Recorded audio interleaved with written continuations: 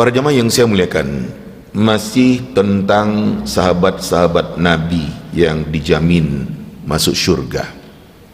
Berikut sahabat Sa'ad bin Abi Waqqas, atau disebut juga dengan Sa'ad ibn Malik. Ya, para jemaah yang saya muliakan, Malik, ya bapaknya, panggilan bapaknya Abu Waqqas atau Abi Waqqas. Ibu bapak para jamaah yang saya muliakan, sahabat Sa'ad bin Abi Waqqas radhiyallahu anhu termasuk yang pertama beriman kepada Nabi sallallahu alaihi wasallam. Dikatakan dia adalah orang yang ketiga yang beriman kepada Nabi sallallahu alaihi wasallam ketika Nabi memulai dakwahnya di Makkah Al-Mukarramah. Sahabat Sa'ad bin Abi Waqqas masuk Islam, beriman kepada Nabi sallallahu alaihi wasallam dalam usia remaja 17 tahun. Para jemaah yang saya muliakan, Sa'ad bin Abi Waqqas tidak seperti kebanyakan pemuda yang ada. Dia demikian menaruh perhatian kepada masalah memanah, menombak, dan dia demikian terlatih ya di dalam memanah. Itulah keberadaan sahabat Sa'ad bin Abi Waqqas radhiyallahu anhu, sehingga berikutnya sahabat Sa'ad bin Abi Waqqas dikenal sebagai pemanah yang demikian handal. Terkait dengan sahabat Sa'ad bin Abi Waqqas ini, turun ayat Allah Subhanahu wa taala yang tercantum di dalam surat Al-Ankabut pada ayat yang ke-8. Potongan ayat Allah Subhanahu wa taala yang berbunyi, A'udzu billahi minasyaitonir rajim, wa in jahadaka litusyrika bima laysa laka bihi ilm fala tuti'huma. Jika kedua orang tua kamu itu demikian ngotot agar kamu menyekutukan aku, kata Allah, apa yang kamu tidak faham, tidak sefaham dengan kedua orang tua kamu itu, maka jangan patuhi kedua orang tua kamu itu. Tetaplah beriman kalau ayah dan ibu kamu itu mengajak kamu untuk kafir, menyekutukan Allah Subhanahu wa taala. Para jemaah yang saya muliakan, Sa'ad bin Abi Waqqas mengatakan, nazalat hadhil ayah fiyya. Ayat ini turun terkait dengan kasus diri saya. Potongan ayat Al-Ankabut 8 tadi. Katanya menceritakan, kuntu barram bi ummi. Saya ini orang yang demikian sangat berbakti kepada ibu saya. Falamma aslamtu, waktu saya masuk Islam, qalat, kata ibu saya, ya Sa'ad, ma hadha ad-din alladhi qad ahdathta. Sa'ad, apa agama yang kamu buat itu? Apa agama yang kamu anut itu? La tada'anna dinak hadha aw la akul wa la ashrab hatta amut. Kamu tinggalkan agama baru kamu itu, atau aku tidak akan mau makan, gak mau minum sampai aku mati. Fatu'ayyara bi. Kamu akan dicela orang gara-gara aku yang seperti itu. Fayuqal, orang-orang akan mengatakan, ya qatila ummah, hei pembunuh ibunya. Saya ketika itu mengatakan kepada ibu saya, la taf'ali ya ummah, bu, jangan lakukan itu. Inni la ada'u dini hadha li syai'. Saya tidak akan pernah meninggalkan agama saya, keyakinan saya ini karena sesuatu apapun. Famakathat yawman la ta'kul wa la tashrab wa laylah. Ibu saya ternyata hari itu enggak makan, enggak minum sampai malamnya. Wa asbahat wa qad juhidat. Pagi-pagi ibu saya itu terasa demikian sangat lemas, enggak bertenaga. Falamma ra'aitu dzalik, waktu saya melihat ibu saya seperti itu, saya katakan, ya ummah ta'lamina wallah "Lau kana laki mi'atu nafsin fa kharajat nafsan ma taraktu dini. In syi'ti fakuli aw la ta'kuli." Saya waktu itu mengatakan, "Bu, kau ketahui wahai ibu, demi Allah, kalau sekiranya ibu punya 100 nafas, 100 nyawa, kemudian keluar satu-satu, saya tidak akan tinggalkan agama saya ini. Kalau ibu mau makan, silakan makan. Kalau ibu nggak mau makan, silakan nggak makan." Falamma ra'ad dzalika akalat. Waktu ibu saya melihat saya tegas dengan prinsip saya ketika itu, ternyata ibu saya makan. Para jamaah yang saya muliakan, ini diriwayatkan oleh Imam Muslim. Ya, demikian juga ada riwayat Imam Ahmad dan At-Tirmidzi. Inilah gambaran keteguhan sahabat Sa'ad bin Abi Waqqas, kendati pun ibunya demikian ngotot maksa dia untuk kembali kepada kekafiran, kesyirikan, menyembah berhala. Itu tadi kata sahabat Sa'ad kepada ibunya, "Bu, ibu ketahui ya, kalau sekiranya ibu punya 100 nyawa, keluar satu-satu, saya tidak akan tinggalkan agama saya ini. Kalau ibu mau makan, silakan makan. Kalau ibu nggak mau makan, ya terserah ibu, nggak usah makan." Itulah Sa'ad bin Abi Waqqas dengan ketegasannya, tidak mau goyah dengan keyakinan yang telah didapatkannya, betapa agama yang telah dipeluknya, agama Islam adalah agama yang benar, kendati pun ibunya seperti itu terhadap dirinya. Ibu-ibu, bapak-bapak, para jamaah yang saya muliakan, Nabi sallallahu alaihi wasallam demikian mencintai sahabat Sa'ad bin Abi Waqqas ini, sehingga Nabi sallallahu alaihi wasallam demikian berbangga mengatakan Sa'ad bin Abi Waqqas itu adalah pamannya dari sisi ibu, khal. Para jamaah yang saya muliakan, padahal enggak, karena Nabi orang Mekah, ya, Sa'ad orang Mekah. Kalau dari sisi keturunan ibu, Nabi Muhammad SAW itu punya keturunan dari sisi ibu orang Madinah, ya, karena ibu Nabi ya berasal dari Madinah Al-Munawwarah. Para jamaah yang muliakan, tapi Nabi karena sayangnya kepada Sa'ad bin Abi Waqqas, ya, Nabi mengatakan dia itu adalah khal Nabi, paman Nabi dari jalur ibu. Berdasarkan hadis yang diceritakan oleh sahabat Jabir bin Abdullah radhiyallahu anhu, kata sahabat Jabir menceritakan, "Kunna julusan 'inda Nabi sallallahu alaihi wasallam." Kami waktu itu duduk-duduk dekat Nabi SAW. Fa aqbala Sa'd bin Abi Waqqas. Waktu itu Sa'ad bin Abi Waqqas datang. Faqal, kata Nabi, "Hadza khali." Ini paman saya datang. "Fal yurini imru'un khalah." Siapa di antara kalian yang memperlihatkan, yang ngasih tahu kepada saya siapa pamannya? Siapa paman kalian? Kata Nabi. Ini ya, saat ini paman saya, ini khal saya dari jalur ibu. Demikian yang diceritakan oleh sahabat Jabir bin Abdullah radhiyallahu anhu, hadis riwayat Al-Hakim. Para jamaah yang saya muliakan, betapa Nabi sallallahu alaihi wasallam yang sangat menyenangi sahabat Sa'ad bin Abi Waqqas ini, karena memang dia, Sa'ad, adalah orang yang demikian teguh dengan agama, dengan prinsip-prinsip yang diajarkan oleh Nabi sallallahu alaihi wasallam.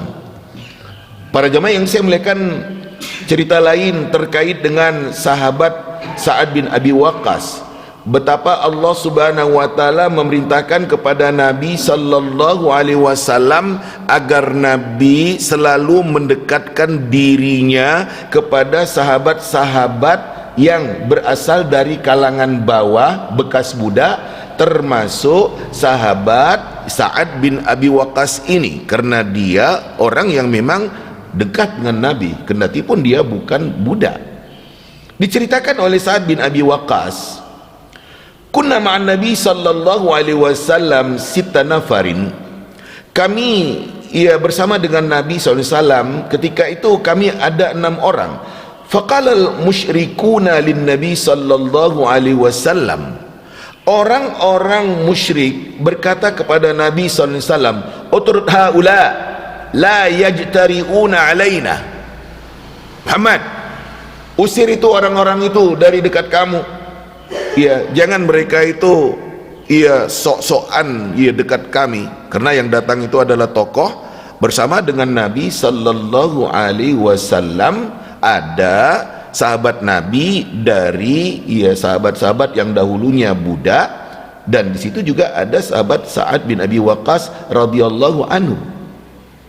Kata sahabat Sa'ad, kuntu ana wa Ibnu Mas'ud, saya waktu itu ada bersama dengan sahabat Ibnu Mas'ud, wa rajulun min Hudzail, ada seorang dari suku Huzail, wa Bilal, ada Bilal, wa rajulani lastu usammihima, ada 2 orang lagi saya enggak tahu namanya.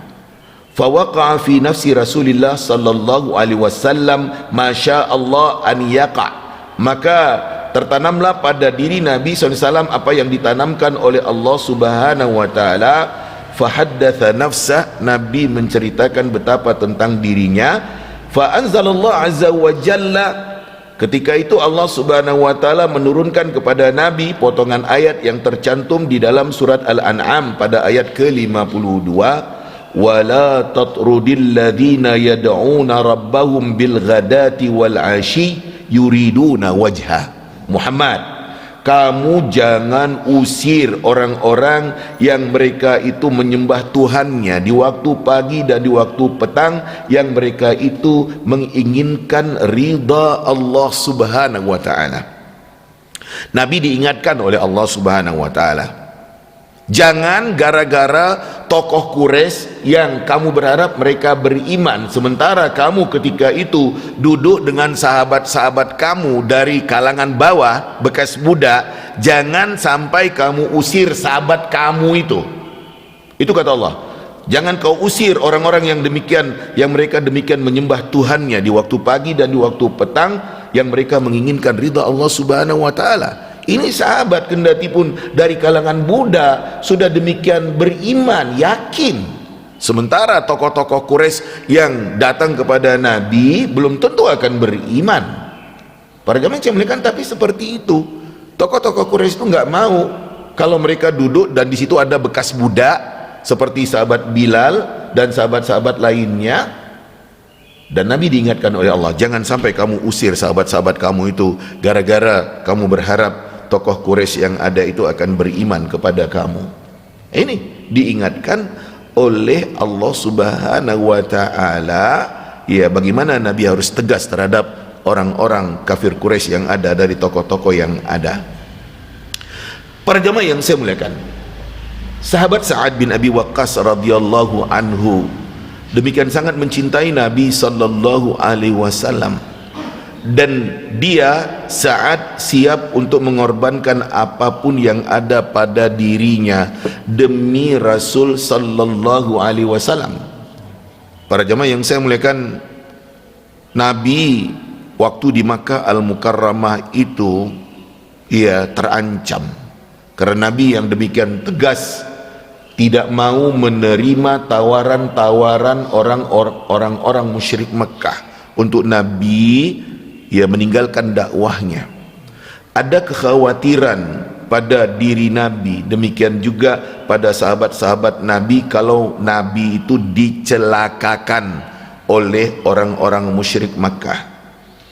Diceritakan oleh Aisyah radhiyallahu anha dalam suatu hadis yang diriwayatkan oleh Al-Bukhari, kata Aisyah menjelaskan, ariqa Rasulullah sallallahu alaihi wasallam dzata lailah, di suatu malam Nabi demikian sangat gelisah. Faqal, Nabi waktu itu mengatakan, laita rajulan salihan min ashabi yahrusuni al-lailah, barangkali ada seseorang yang saleh dari sahabat saya yang jaga saya, yang ngawal saya malam ini. Kata Aisyah, fasami'na sautas silah, kami ketika itu mendengar ada suara senjata dari luar.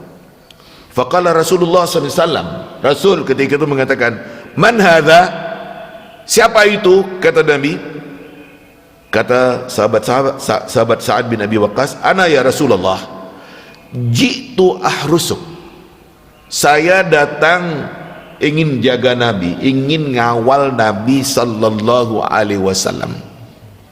Para jemaah yang saya muliakan, harapan Nabi sallallahu alaihi wasallam yang malam itu, kalau ada yang ngawal Nabi, jaga Nabi di luar rumah, ternyata nyambung dengan sahabat Sa'ad bin Abi Waqqas. Dia datang ke rumah Nabi sallallahu alaihi wasallam dengan maksud untuk ngawal Nabi, sehingga ketika terdengar seperti ada suara senjata di luar itu, kata Nabi bertanya, siapa itu? Kata Sa'ad, ana ya Rasulullah, saya ya Rasulullah. Ya, jitu ahrus, saya sengaja datang untuk jaga Nabi, untuk ngawal Nabi SAW. Fanama Rasulullah SAW hatta sami'tu ghatitah. Kata Aisyah, Rasul SAW tertidur pulas sehingga saya dengar dengkur Nabi sallallahu alaihi wasallam. Para jemaah yang saya muliakan, sahabat Sa'ad bin Abi Waqqas radhiyallahu anhu orang yang punya banyak harta.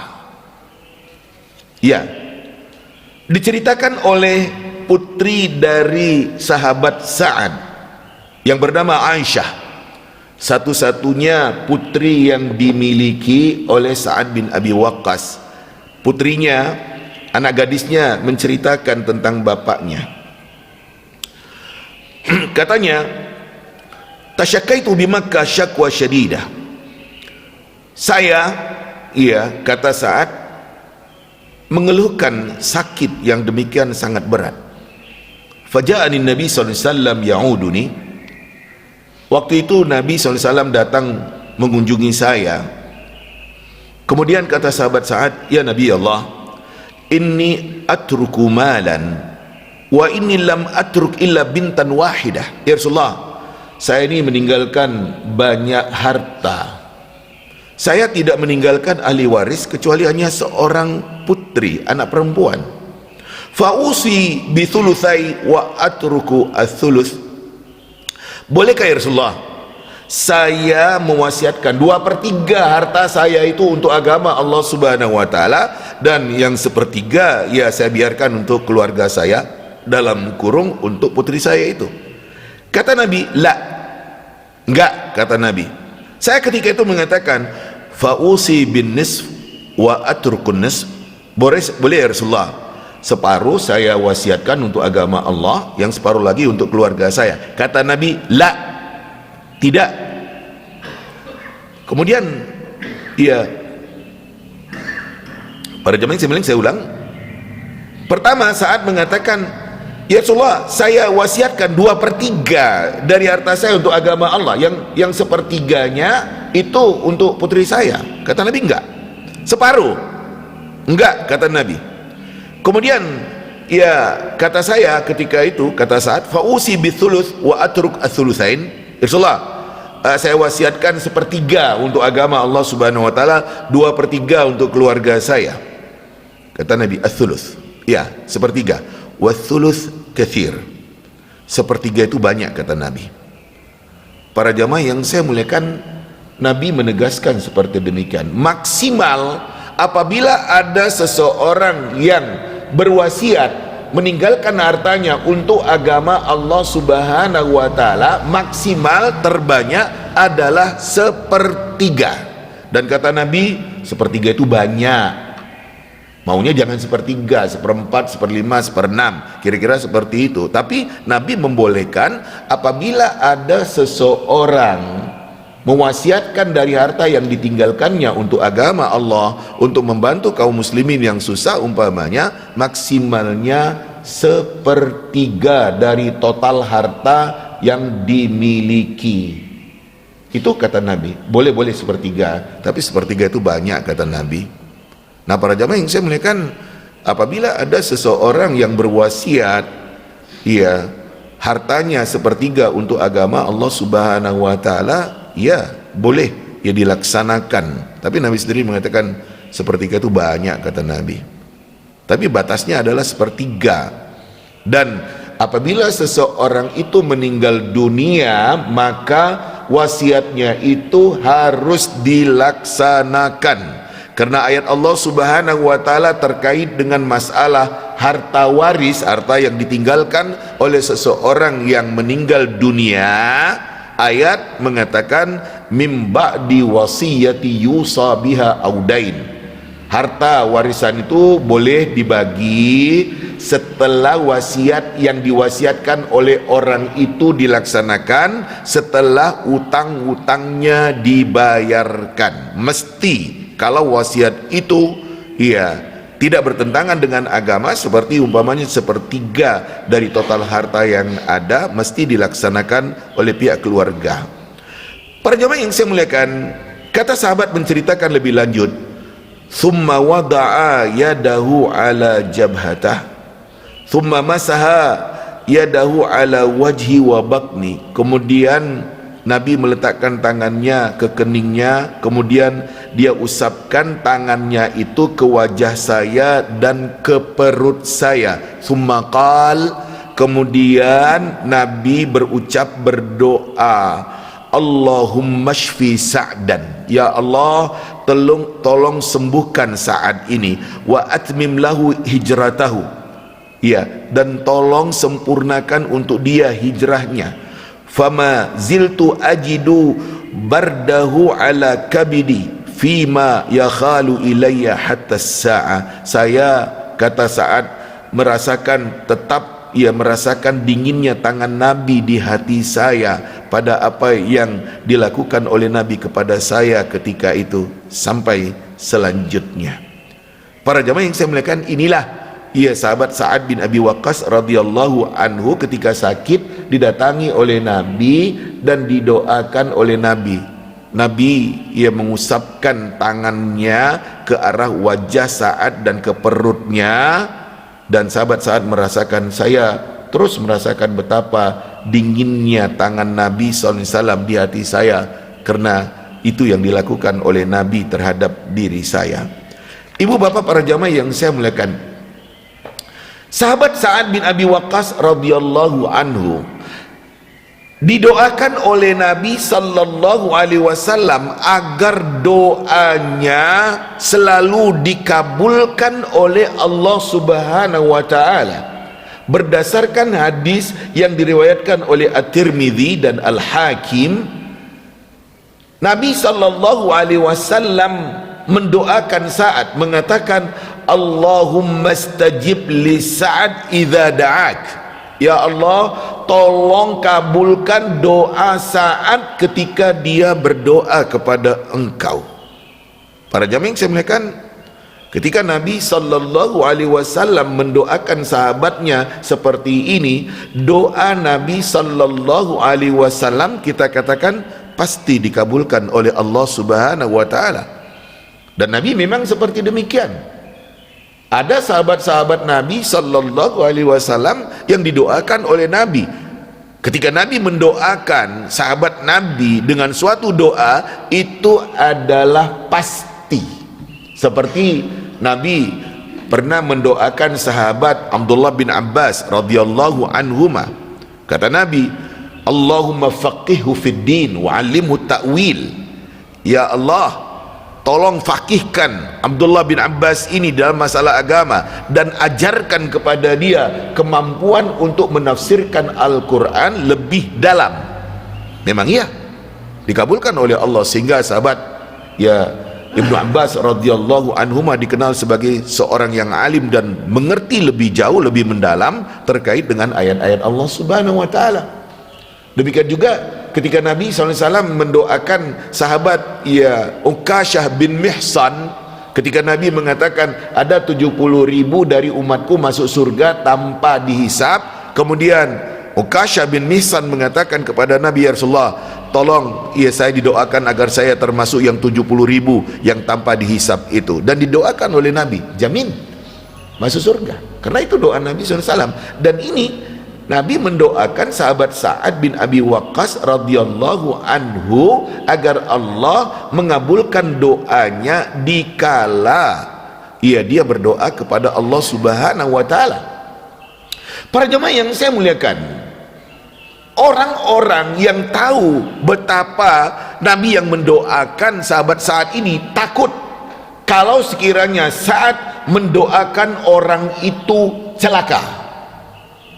Memang ya, takut orang-orang kalau sahabat Sa'ad bin Abi Waqqas mendoakan orang itu dicelakakan oleh Allah Subhanahu wa taala. Para jemaah yang saya muliakan, diceritakan oleh Sa'id bin Musayyib. Sa'id bin Musayyib adalah menantu dari sahabat Abu Hurairah radhiyallahu anhu. Kata dia menceritakan, kuntu jalisan ma'a Sa'ad.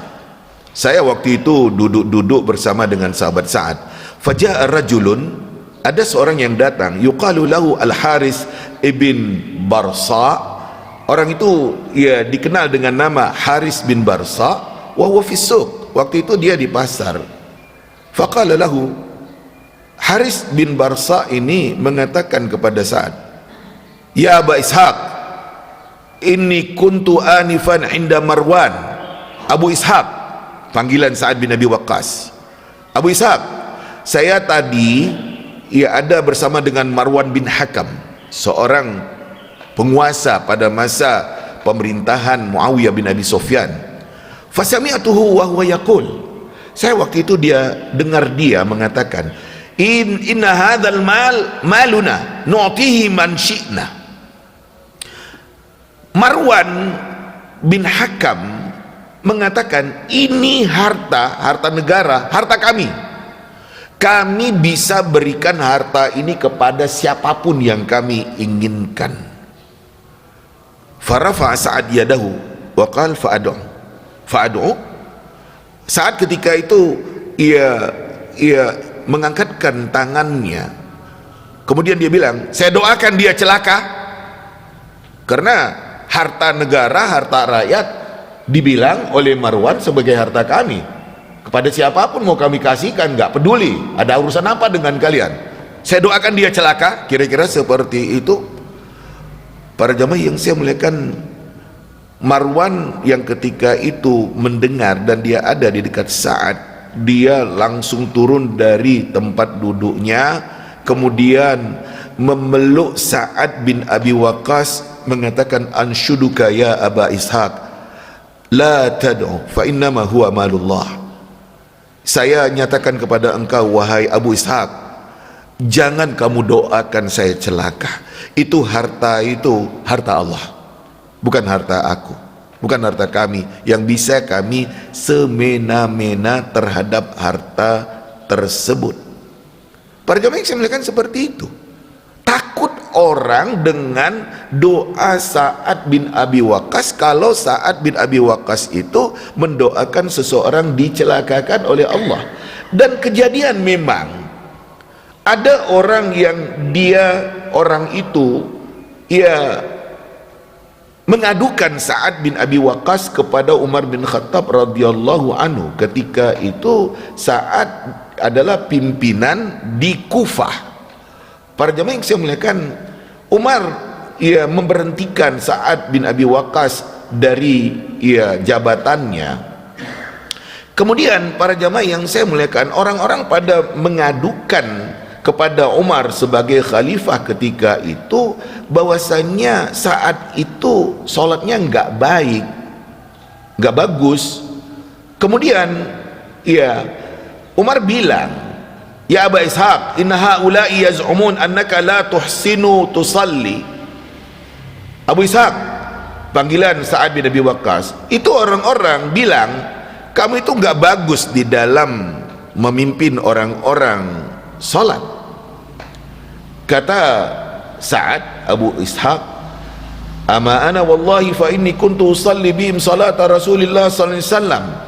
Saya demi Allah, saya salat seperti salatnya Rasul sallallahu alaihi wasallam. Ma akhrimu anha, saya nggak ada berpaling dari salat yang dicontohkan oleh Nabi. Usallil isya fa arkudu fil ulayain wa ukhifu fil ukhrayain. saya ya solat isya pada 2 rakaat pertama saya panjangkan agak lama, saya ringankan pada 2 rakaat berikutnya. Kata Umar, dzaka zannu bika ya Aba Ishaq, itu yang dikatakan oleh orang-orang kepada engkau wahai Abu Ishaq. Para jemaah yang saya muliakan, Umar bin Khattab radhiyallahu anhu mengirim orang-orang ke arah Kufah untuk mempertanyakan bagaimana sebenarnya Sa'ad bin Abi Waqqas mengimami orang-orang Kufah. Tidak ada masjid yang didatangi oleh utusan Umar bin Khattab selain mereka itu ya mengatakan ya bagus kok dia ngimami, nggak ada cacatnya, nggak ada celahnya, kecuali satu masjid kepunyaan suku Bani Abbas. Para jemaah yang saya muliakan, ada seseorang yang ketika itu mengatakan, namanya Usamah bin Qatadah yang dipanggil dengan Abu Sa'idah, katanya ya ama id nashattana fa inna Sa'ad kana la yasiru bisairiyah wala yuqassimu bisawiyah wala ya'dilu fil qadiyah. Saya nyatakan, kalau kamu tanya itu tentang saat itu kalau dia itu berangkat di dalam suatu syariah peperangan, dia itu nggak ada bagi harta ya dengan rata, dia nggak ada adil di dalam keputusannya. Ya, pengaduan orang itu ya kepada utusan yang diutus oleh Umar bin Khattab radhiyallahu anhu. Qala Sa'ad, kata Sa'ad, ama wallahi la ad'uwanna bi thalath, demi Allah saya doakan orang itu dengan 3 hal. Allahumma in kana abduka hadha kadhiban qama riya'an wa sum'atan fa atil umrahu wa atil faqrahu wa arridhu lil fitan. Ya Allah, kalau sekiranya hamba kamu tuh bohong dengan apa yang dia katakan, dia itu melakukannya karena riya dan sum'ah, tolong panjangkan umur orang itu, lamakan miskin dia, kemudian hadapkan dia kepada fitnah-fitnah. Para jamaah yang saya muliakan, ternyata apa yang didoakan oleh ya sahabat Sa'ad terkait dengan orang yang mengatakan Sa'ad nggak adil, ternyata memang iya, dia berusia panjang dan dia itu terkena dalam tanda 2 petik kutukan doa sahabat Sa'ad ya bin Abi Waqqas. Ketika orang-orang tanya kepada orang yang sudah tua itu, dia bilang, Syekhun kabir maftunun asabatni da'watu Sa'ad, saya ini orang tua yang sudah renta, saya terkena apa yang didoakan oleh Sa'ad terhadap diri saya. Para jamaah yang saya muliakan, orang tua itu sampai sangat tua sekali, renta, sehingga ya dia itu sepertinya orang pikun di waktu tuanya. Inilah sahabat Sa'ad bin Abi Waqqas radhiyallahu anhu yang kalau dia mendoakan seseorang celaka, ternyata memang dikabulkan oleh Allah subhanahu wa ta'ala, orang itu dicelakakan oleh Allah. Karena Nabi SAW mendoakan tentang Sa'ad ini, ya Allah tolong kabulkan doa Sa'ad kalau dia berdoa. Para jemaah yang saya muliakan, sahabat Sa'ad bin Abi Waqqas yang dikenal ahli panah, iya, dia demikian membuktikan kepiawaiannya di dalam memanah.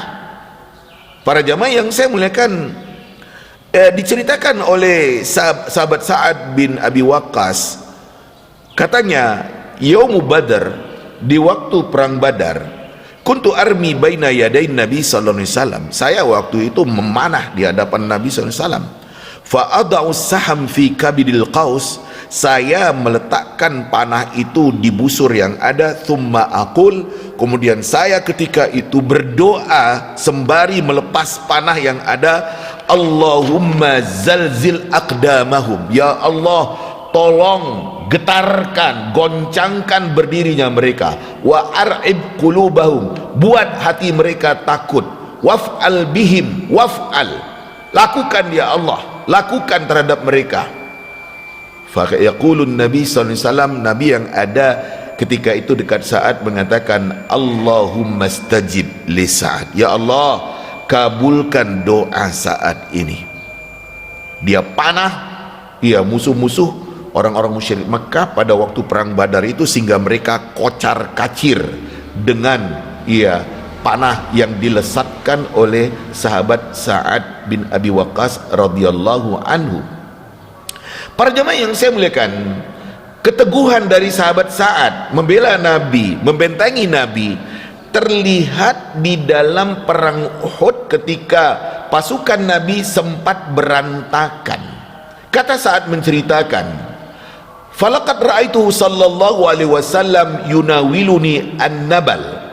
Saya lihat Nabi SAW memberikan kepada saya anak panah. Wa huwa yaqul, Nabi ketika itu mengatakan, irmi fidaka abi wa ummi. Saat panah orang-orang itu demi harga diri bapak saya dan ibu saya.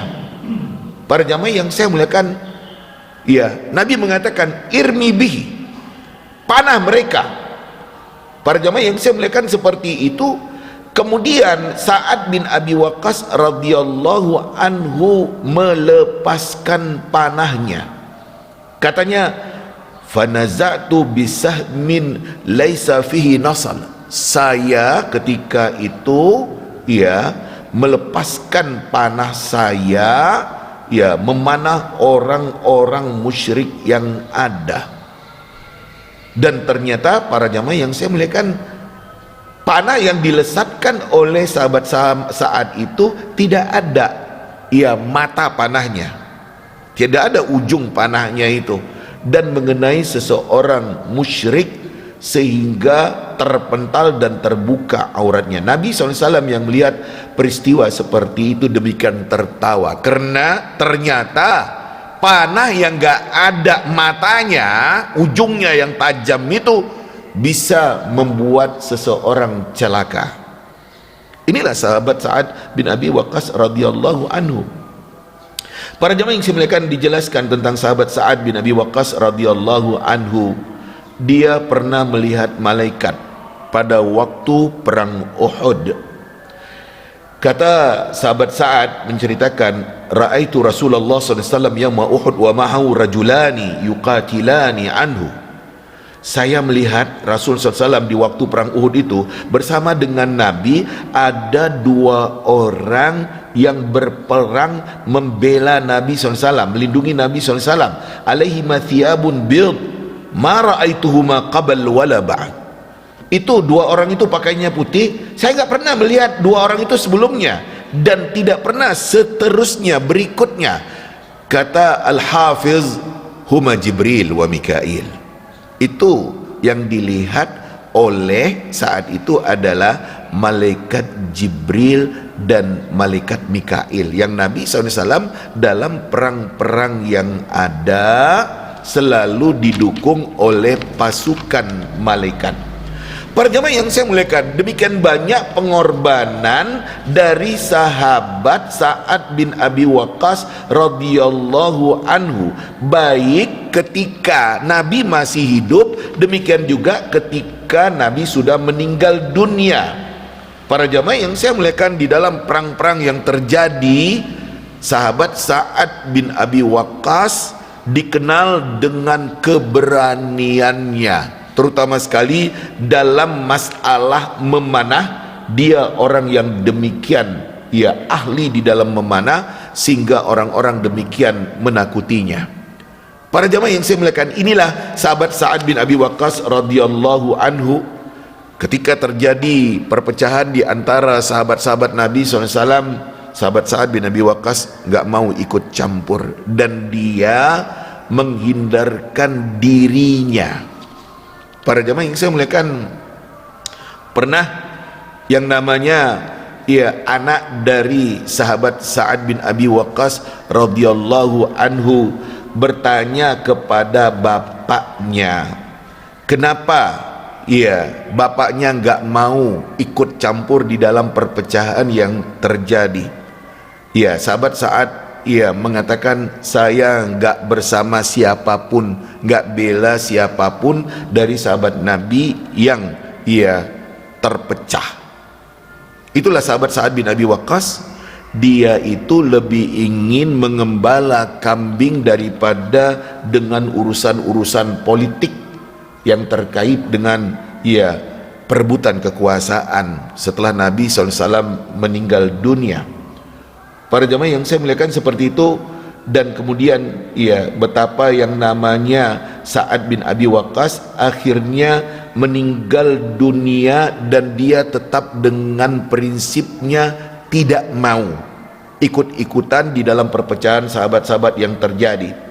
Anaknya yang bernama, para jamaah yang saya muliakan, riwayat dari gambaran keberadaan yang namanya Sa'ad ini ketika meninggal dunia, anaknya menangisinya, tapi kemudian dia mengingatkan anaknya supaya jangan nangis, sebab Allah Subhanahu wa ta'ala tidak akan menyiksanya, kata Sa'ad, karena Nabi SAW yang mengatakan dia termasuk orang surga.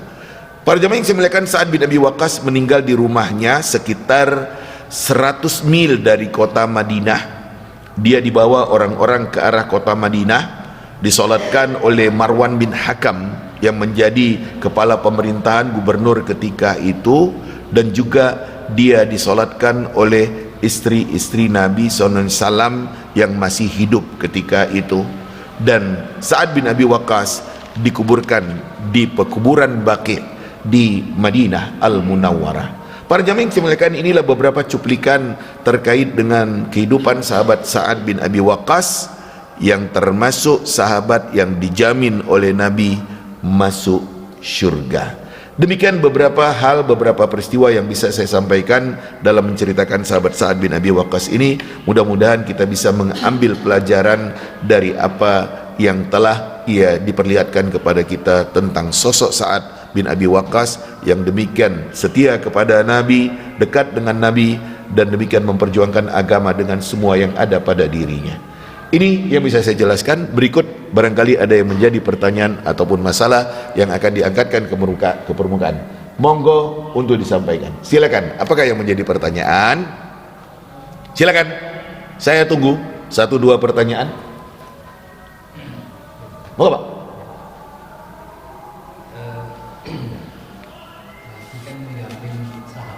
Yap. Yap.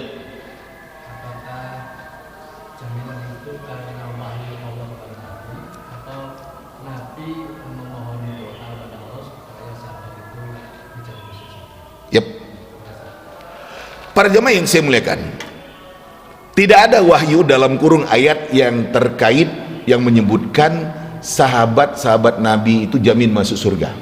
Tapi ucapan Nabi, ayat Al-Quran yang menyebutkan sahabat ini, sahabat ini, sahabat ini jamin masuk surga, nggak ada.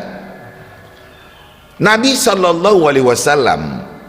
kata ayat Allah, wa ma yantiqu anil hawa in huwa illa wahyu yuha. Muhammad itu tidak sembarangan ngomong. Apa yang diucapkannya adalah berdasarkan wahyu dalam tanda 2 petik yang diwahyukan oleh Allah, yang dimasukkan oleh Allah ke dalam hati Nabi sehingga Nabi ngomong. Jadi itulah Nabi SAW. Karena Nabi itu adalah orang yang dituntun oleh Allah Subhanahu wa ta'ala. Itu ayat yang mengatakan wa ma yantiqu anil hawa in huwa illa wahyu yuha. Muhammad itu gak sembarangan ngomong. Apa yang diomongkannya berdasarkan wahyu dalam tanda 2 petik yang dimasukkan oleh Allah ke dalam hatinya, sehingga ngomonglah Nabi. Maka Nabi mendoakan sahabatnya, seperti itu. Nggak ada ayat, tapi Nabi sendiri yang ngomong bahwasanya sahabat ini jamin masuk surga. Seperti yang saya katakan tadi ketika Nabi mendoakan sahabat Sa'ad, ya Allah tolong kabulkan doa Sa'ad dikala dia berdoa kepada Engkau, sehingga orang-orang takut kalau didoakan oleh sahabat Sa'ad dia dicelakakan. Nah inilah dia. Jadi berdasarkan ucapan Nabi sallallahu alaihi wasallam, dan Nabi itu adalah orang yang dituntun oleh Allah Subhanahu wa taala. Demikian pada poin tersebut. Lanjut pertanyaan berikut. Adakah yang menjadi pertanyaan? Moga Pak. Terkait dengan sikap saat dilakukan tadi yang tak nurut sama ibunya. Bagaimana halnya seorang anak yang cita-cita masuk akmil dan sudah dia menjamin masuk, tapi ibunya melarang. Terus anaknya tetap aja masuk, gimana? Para jamaah yang saya muliakan, satu-satunya yang tidak boleh dibantah, kata ibu terutama sekali, adalah ketika ngajak kepada kafir, ngajak kepada musyrik. Ya, wa in jahadaka ala an tusyrika bima laisa laka bihi ilm fala tuti'huma wa sahibhuma fid dunya ma'rufa. Potongan ayat dalam surat Luqman. Kalau kedua orang tua kamu itu ngotot ngajak kamu untuk menyekutukan Allah, jangan patuhi. Ya, jangan patuhi orang tua kamu itu, tapi tetaplah perlakukan orang tua kamu itu dengan baik. Kan seperti itu. Satu-satunya yang gak boleh dibantah, artinya satu-satunya yang boleh dibantah ketika ayah ibu ngajak kafir, ngajak murtad, ngajak kepada menyekutukan Allah. Yang lain-lain saya katakan, ibu bapak para jamaah yang saya muliakan, jangkauan orang tua itu kan gak sejauh jangkauan anak. Cita-cita orang tua itu kan gak ya seperti anak. Saya pada poin ini mengatakan tidak selamanya ayah dan ibu itu benar. Garis bawahi ya, gak selamanya ayah dan ibu itu benar. Nah, ibu itu dengan kekhawatiran kalau anaknya jadi tentara umpamanya, militer, kalau terbunuh mati di dalam medan pertempuran umpamanya, dan lain-lain, sementara anaknya itu demikian ingin masuk akademi ya angkatan udara, laut, darat yang dulu kita kenal dengan akabri umpamanya, dan ternyata memang ia ingin anaknya menjadi iya tentara militer. Ya kemudian dia, bu tolong direstui ibu, tapi ibunya nggak mau. Saya nggak mau, karena pola pikir ibu takut kalau nantinya anaknya mati perang di medan pertempuran, sementara anak nggak merasakan ya seperti itu. Akhirnya dia tetap aja masuk akabri, masuk tentara ya, dan tetap dia baik kepada ibunya sampai akhirnya selesai dari akademi militer yang dimasuki, lulus, lah kan, lulus jadi letnan. Nah ini kan calon jenderal ini nih, ya. Kalau yang namanya akabri itu akademi angkatan udara, laut, ya darat, kepolisian kan gitu. Ini calon jenderal ini, kalau karirnya bagus, ya bisa jadi jenderal, ya kan, kira-kira kan seperti itu. Dan dia tetap baik kepada orang tuanya. Saya hanya mengatakan, ibu bapak barangkali dengan jangkauan akal fikirannya ya seperti itu, sementara anaknya demikian optimis bahwasanya dia bisa masuk ya ke akademi ya angkatan bersenjata Republik Indonesia. Ternyata memang iya, alhamdulillah, dan kemudian dia tetap berharap ada doa restu orang tuanya. Jadi seperti itu, akhirnya si ibu kan karena anaknya keras seperti itu ya merestui, sampai akhirnya anaknya jadi jenderal karena ya lulusan akademi angkatan bersenjata dalam kurung akabri. Seperti dulu kajian kita pada pagi hari ini, mudah-mudahan ada manfaatnya. Assalamualaikum warahmatullahi wabarakatuh.